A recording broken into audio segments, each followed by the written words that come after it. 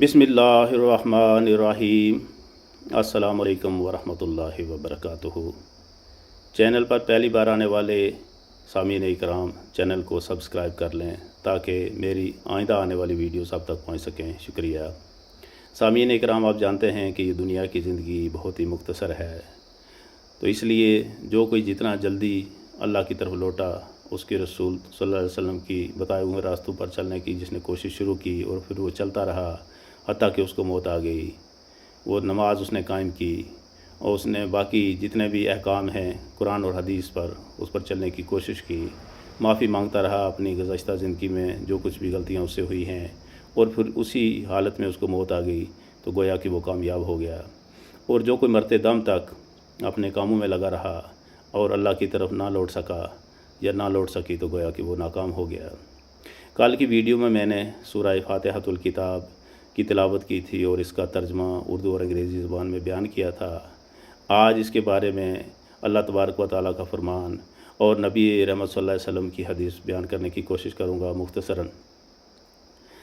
अल्लाह तबारक व तआला का फरमान है जो कि हदीस में आया है कि अल्लाह तबारक व तआला ने फरमाया, कसम तो सलाता बैनी व बैना अब्दी, कि मैंने इस सलात को, क्योंकि इसे सलात भी कहा गया है सूरह फातिहतुल किताब को, कि मैंने इस सलात को अपने और अपने बंदे के बीच में बांट दिया है, क्योंकि इसकी कुल 7 आयात में से पहली 3.5 आयात अल्लाह तबारक व तआला की हम्द व सना है और आखिर वाली 3.5 आयात बंदे की तरफ से दुआ व मुनाजात है।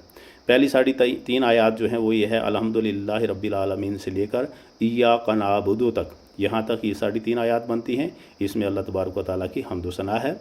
इय्याका नस्तईन से लेकर के वलद्दालीन तक ये बंदे की तरफ से अल्लाह रब्बुल इज़्ज़त के हजूर उसकी जनाब में दुआ व मुनाजात है। इसके अलावा नबी रहमत सल्लल्लाहु अलैहि वसल्लम की हदीस है इसके बारे में, यानी सूरह फातिहतुल किताब के बारे में। वो बुखारी शरीफ की हदीस नंबर 756 है और मुस्लिम शरीफ की हदीस नंबर 34 है, जिसमें नबी रहमत सल्लल्लाहु अलैहि वसल्लम ने फरमाया, ला सलात लिमन लम यक़रा बिफ़ातिहतिल किताब, कि उस आदमी या वो मर्द है या औरत कोई भी है, उसकी नमाज नहीं कि जिसने फातिहतुल किताब नमाज के अंदर नहीं पढ़ी। तो इसलिए हमें इसको अच्छे तरीके से याद कर लेना चाहिए।